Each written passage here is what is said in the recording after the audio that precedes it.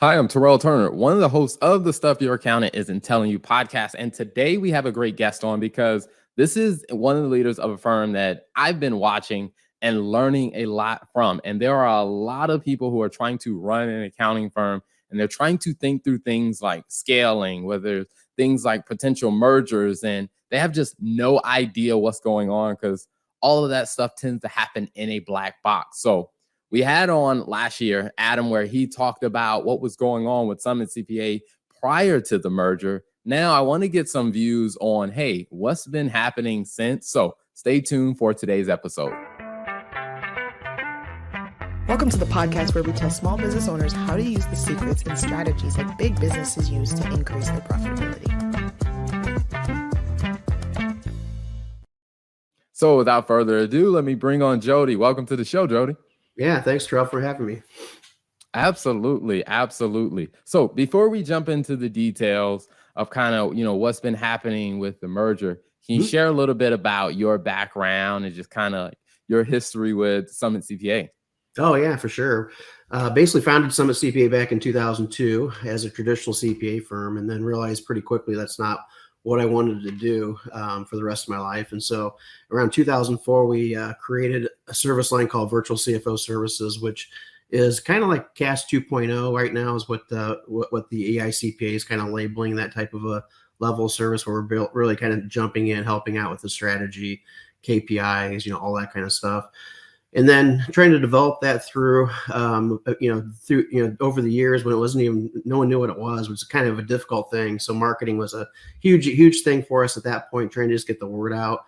And then it wasn't until about 2011-ish when we started actually niching not only with the CFO service line, but also going into a vertical, which we picked the creative agency space at that point.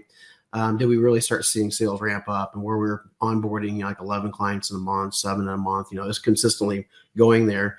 And at the same time, we were working through other things, like we were deciding at that point to go fully remote. So we went fully remote at the same time, we're scaling hard. So there's a lot of things flying in the air as we're trying to juggle everything and fly that airplane, and basically creating it as we're getting on the runway type of a thing. And from about 2010 through we merged last year with Anders CPA advisors, we grew about, I'd say we doubled our size about every 3 years. We had at least a 35% growth rate year over year, just based on scaling the virtual CFO practice. 100% of it was CFO practice.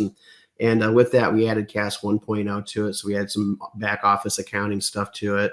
And that's about a third of what we offer with our clients. But for the most part, it was a CFO side. So scaling was a big thing. We had to create those processes and tools and all that kind of stuff. And then when we joined Anders in 2022, it was one of those things that it just had to be a perfect fit. And we found out that it was, which was nice because you never know. And so from there, now we're going from a completely virtual CFO firm to a traditional model where we've got tax and audit and all the different services that a larger accounting firm offers, but we are the virtual CFO arm. So we're the independent unit of Anders and providing CFO services for clients, and growth is continuing on. It's working out really well, and we're pretty happy at the move. So kind of a full circle, started, bootstrapped it, ended up selling it or merging, whatever you want to call it. And now we got basically our venture too. Anders said that, hey, we tell our folks we grew it to about $10 million in CFO services, and they're like, hey, we're pretty excited about it, right? And we're like, yeah, we're going to be 20 million in 3 years, and we're super excited about it. And then they said, well, can you be 50 million in 4 years? I'm like, well, 50 million?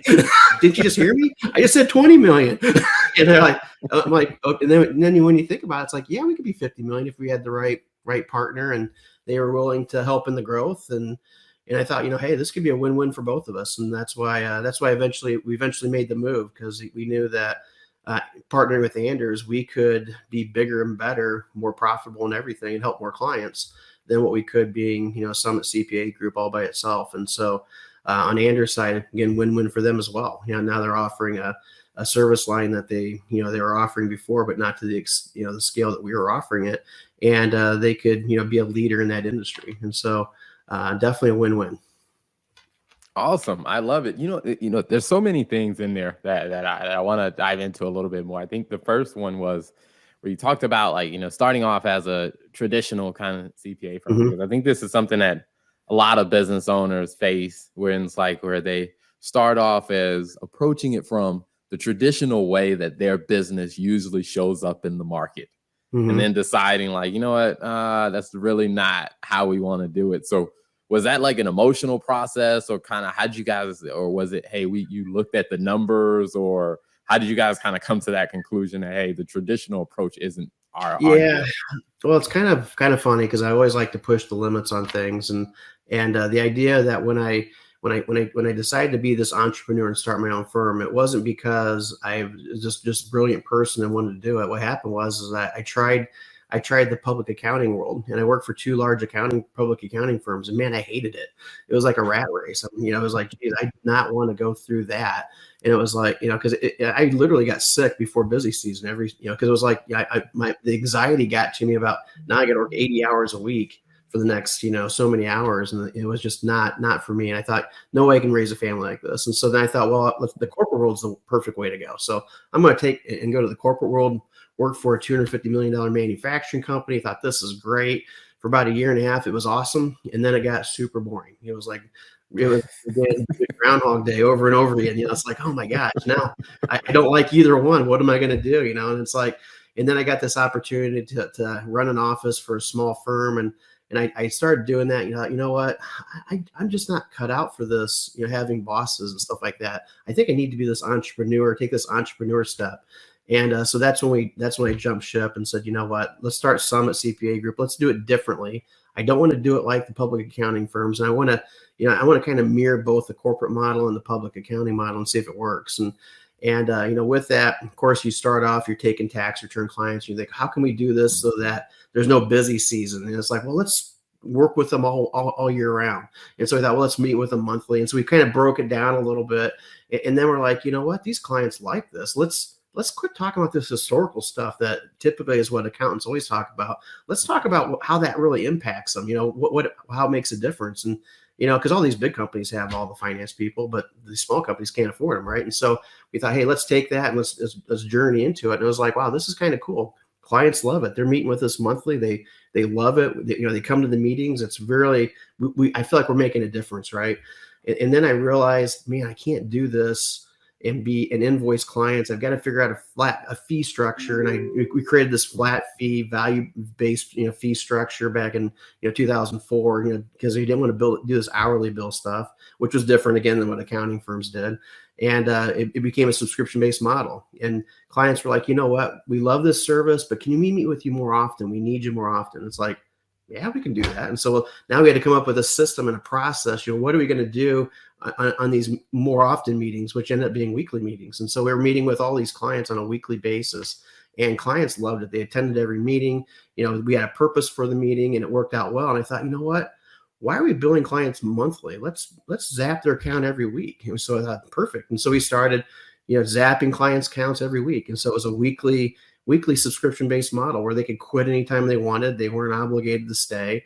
And we provided, at the CFO level, the unlimited type service. We could add a la carte stuff if we want to do the back end office accounting stuff, like the bookkeeping and stuff like that, because we could still do that for them. And about a third of our clients, we still do that.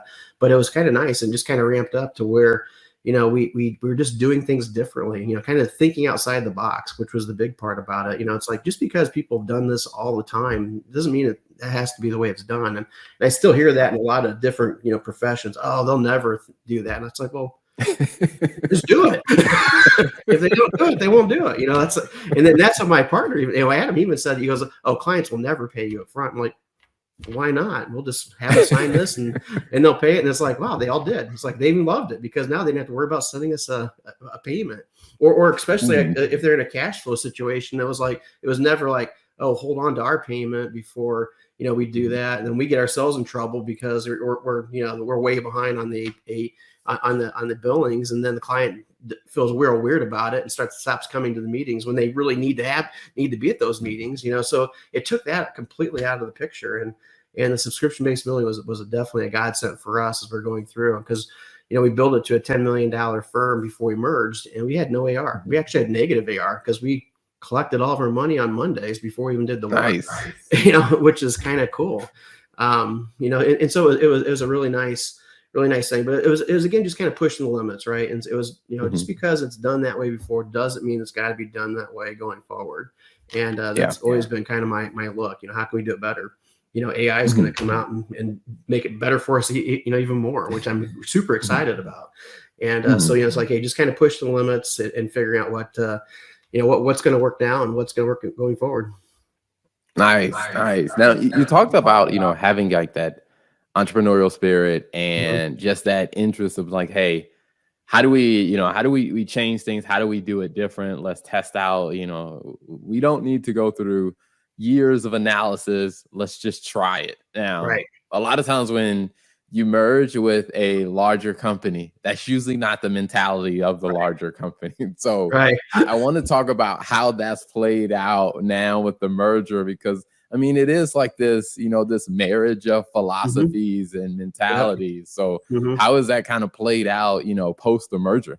Yeah, it's tough, right? Because, the way that we pay our people is different. We pay our people a base salary, which is equal to what people would normally get. And we give them an incentive comp every single month based on things going above and beyond. And so it's a different type of pay structure. They can make a lot more, they can make a lot less if they want to work less. So it's kind of it's a really cool structure because it gives the people the autonomy to make decisions. Hey, do I want to pick up that extra client? And if I do, here's my reward for it. So there's a lot of cool stuff about that. If for folks that, maybe want to go on maternity leave, can I scale back my situation without losing my job? Absolutely. And then when they come back, hey, let's add it back. And then, so there's not an HR issue going back and forth and stuff. And so we give this variable comp, structure, as a huge part of what we do, because it allows us to really scale. That's not typical in any CPA firm, most companies itself. And so that alone is a really hard sell because they're so used to doing it one way. And then we come in here, we're doing it completely different. So it's one of those things that you've got to really kind of work with the other side and kind of work with what's best.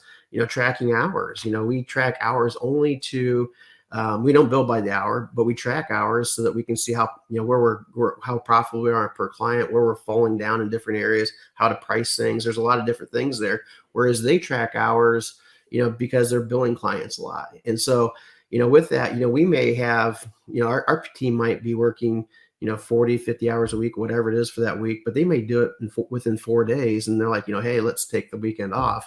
Whereas with them, it's like, no, you got to be here 5 days a week, clock your time in, clock your time out. So there's different policies that you have to kind of put in place to make sure that both sides work well. Because when you're bringing in a fully remote team and you have a brick and mortar team, there's different rules for that. There's got to be different rules. It can't all be the same way. And with marketing, we do things a lot different with marketing, where we're content marketing, we're blasting clients or blasting prospects all the time with all this content marketing, really similar to what you do with all the videos and stuff you put out there, which is awesome. We've been doing that since 2004. And so it's real easy to find us. And so we don't ever go out and try to pick clients up. Clients come to us. And that's kind of the beauty of the way that the content marketing works and the thought leadership works. And I'm sure you're experiencing the exact same thing, and that's different than what a traditional CPA firm's doing, where they are actually out there at the country clubs, and the partners are bringing in these clients, right? Because they're doing all the mixing and mingling. Our CFOs don't do that, at all. We don't want them to do that. We want them to do their job. We don't want them to do something that's uncomfortable for 90% of the people in the United States. We want them to do their job and do their job well. Let the marketing engine bring that in. So completely different philosophy, right? And so you've got to marry all of these different areas and be really careful not to say that, hey, the way that we do it's perfect and the way that you do it's not perfect. Our way is the better way. You can't go on that idea or it's not going to work, because you're going to keep butting heads, right? And so it's got to be kind of a meeting of the minds, and you've got to work with each other and kind of explain why this works and why we do it that way, not just because we do it that way, but why we do it that way, and then why we need to continue doing it that way. And so there's a lot of different variables there. And one of the biggest things that when we merged was one of the big criteria that I had is that, hey, we have to work, virtual CFO service group has to work as a separate unit.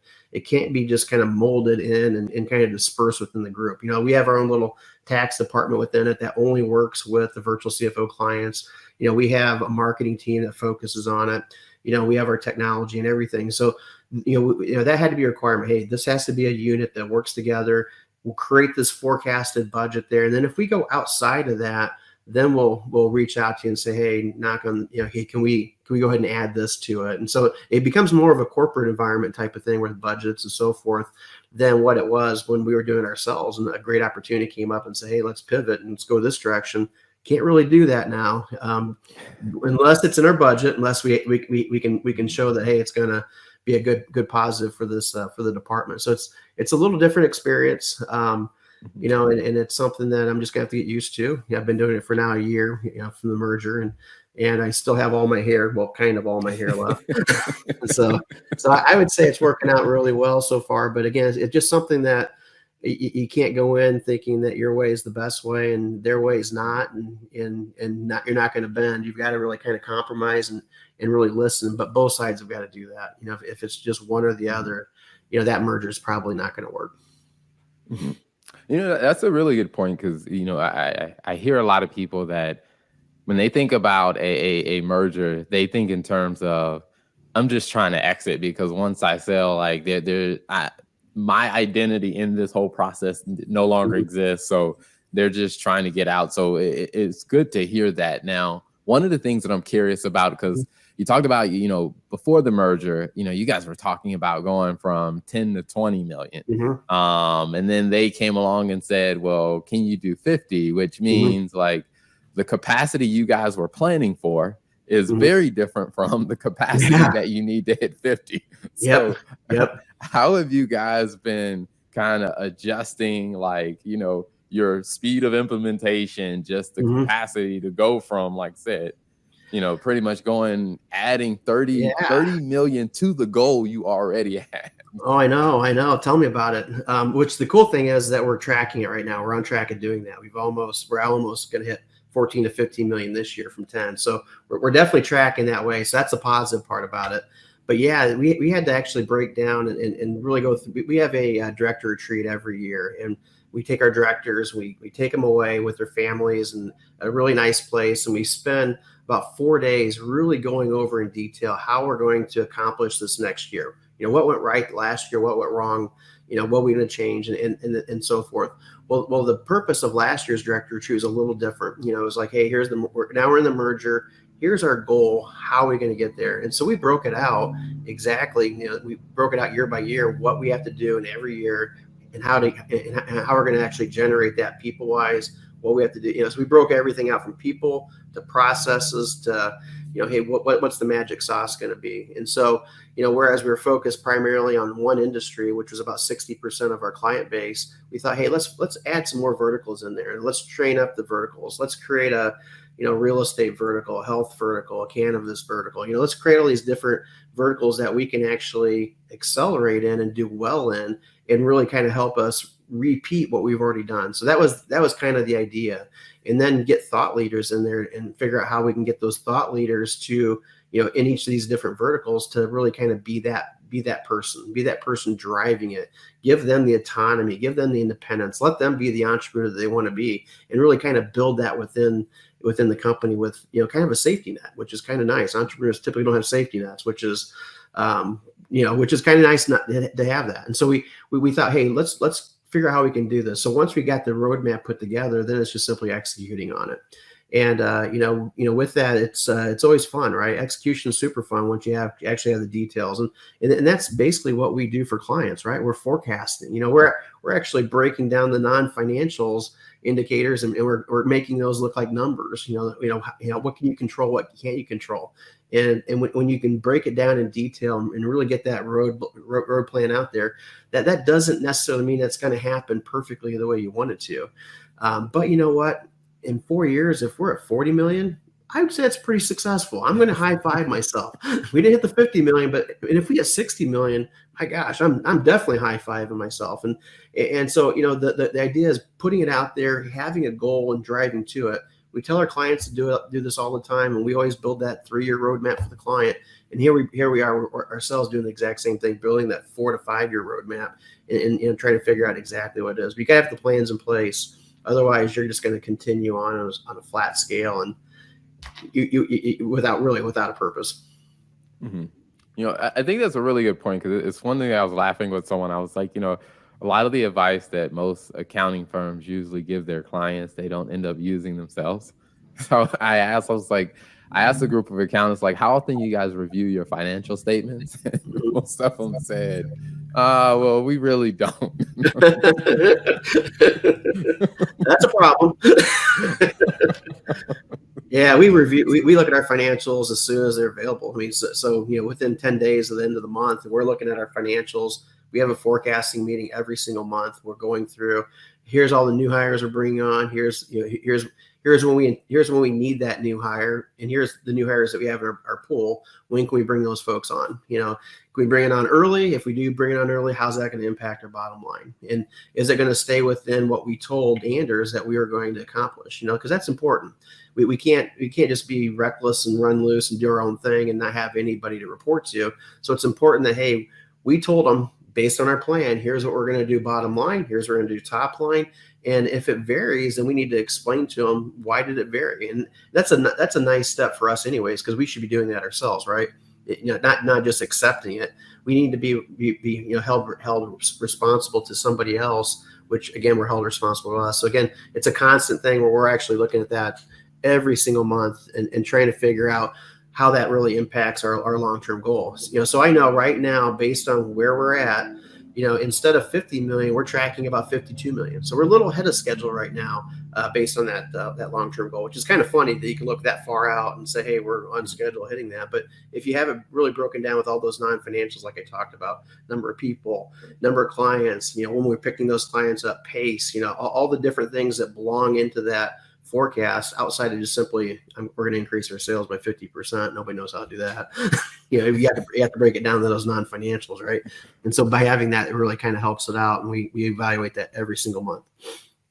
Nice. I love it. So, for yourself, you mentioned about the content that you guys are putting out. I want to talk a little bit about that. Like, where can people find the content? Like, when they're looking, at the content you put out, like, what should they be expecting? What type of stuff are they going to get? Yeah, so we're super open book. So really, there's nothing out there that we're not afraid to let people know about, whether it's details about the merger, whether it's how to create a forecast, how to do things. The way that I look at things as a thought leader, I look at things that if I can actually explain and tell people and show people how to do something without them ever hiring me, to me, that's a win. That's a huge win. That's more of a compliment really than anything else. And I've had folks do that where I've talked to them and maybe talked to them throughout the years. They've never hired me, and then they come in, and then they take me out for dinner and say, "Yeah, you're the best thing that ever happened. Appreciate it. Thank you very much." To me, I dig that much better than I would, them being a client and telling me that. Although we do have clients telling us that all the time. But with all the content marketing we put out there, it's everything from YouTube videos. We do about 3 different podcasts, each in different areas. And so it's all over YouTube, and you can definitely see all that content out there. We've got all kinds of white pages out there. I've written a couple books about different areas, a lot of little booklets. Like I even wrote a booklet on the merger, and gave it out at the AICPA, the DCPA event last November. And it was really well received. Really detailed 50-page booklet. Here's what happened, and you would never see that with any other accounting firm. They would never even think about doing that. And the nice thing about that is it kind of put the game plan out for anybody else that's even thinking about it. Hey, here's what happened with us. Here's the thoughts that we went, and on both sides, not just my side, but also Anders' side. So they gave a dual perspective, which was pretty cool. And so I think they can find us anywhere. All you have to do is just Google. I mean, it's we'll pop up all over the place. If you Google Summit, Google virtual CFO, Google really anything Anders, whatever, you're going to find a lot of material out there on YouTube. You'll find a lot of material on the web. You'll find it everywhere. Awesome. I love it. So can you tell people, for the ones that are listening, I know the ones that are viewing can see the website, but for the people who will listen to this, what's the website that they should be looking for? Yeah, go to summitcpa.net, SUMMIT CPA.net. I didn't want to pay for the .com, so I went with .net. So we stuck with that one there. And feel free to reach out, with an email if you have any questions. Jody at summitcpa.net. It's Jody at summitcpa.net. I'd be happy to schedule a time just to sit and chat about whatever conversation you want to have, from what works, what didn't work. I'd be happy to do that. I do that all the time. Just look at all the videos. We put a lot of stuff out there, a lot of content out there for you to look at, and hopefully it helps somebody in their journey. Awesome. Well, before we wrap up, one final question I love to ask, I think, is because you do CFO services, and you guys are actually working with people that are trying to make business decisions and not just doing accounting in the background. So when it comes to that process, are there any, I guess, pieces of advice you would give to, business leaders that are trying to hire a CFO, of like, how do they find a good one? How do they find a good one? That's a great question. They definitely need to vet them out. There's a lot of folks out there that are trying to provide it right now, which is great. But you need to make sure that what you're asking for is what they're doing. What I mean by that is, a lot of folks are, the virtual CFO name, fractional CFO name, all that kind of stuff means different, has different meanings for different people. And so you want to make sure that when you're looking at it, if you're looking at somebody that wants to do the accounting only, they may call themselves a virtual CFO, or they may call themselves a fractional CFO, or there may be another name, outsourced CFO, whatever, but maybe they're just doing the accounting function. Or you may have the folks that are, they're doing the exact same thing, but maybe they're coming in and coming out. Maybe and what I mean by that is they're solving an issue, and then 6 months later they're gone. As kind of an intermediate type of CFO. So you want to kind of feel the people out, and make sure that they're the right fit for you and what you want them to actually do for you. Do you want them to do forecasting, KPIs, all that kind of good stuff? Have they done that before? Do they have other clients in maybe your industry that's done that before? So there's a lot of different questions to ask, and the web is a great tool for all of that. Just by Googling all the different areas, and you can definitely take a look at and vet those folks out. But the key is knowing exactly what you want going into it, and then making sure that the folks on the other side are doing exactly that. Awesome. I love it. Well, Jody, thank you for coming on. Thanks for being a great guest. It was a pleasure having you. Yeah, Terrell, thank you.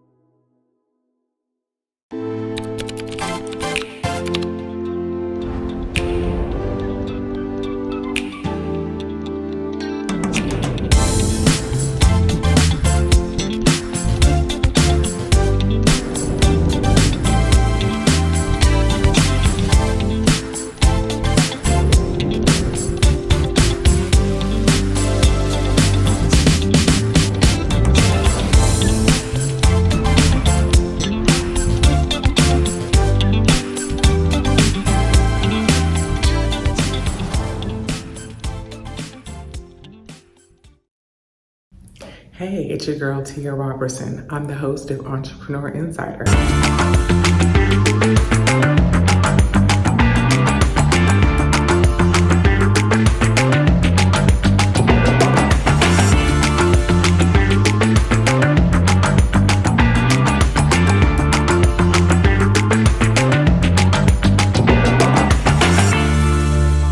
Right here on RETV, every Thursday at 6 p.m. Eastern for entrepreneurs and news that you need to know about. See you there.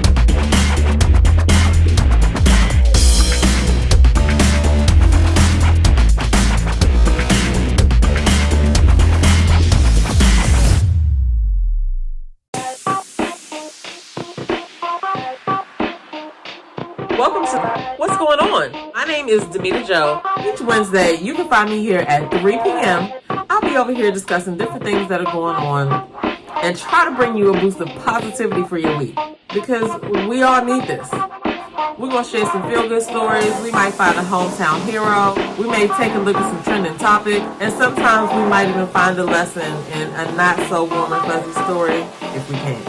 I'm Demita Joe, and I'll see you guys on the next episode right here on What's Going On?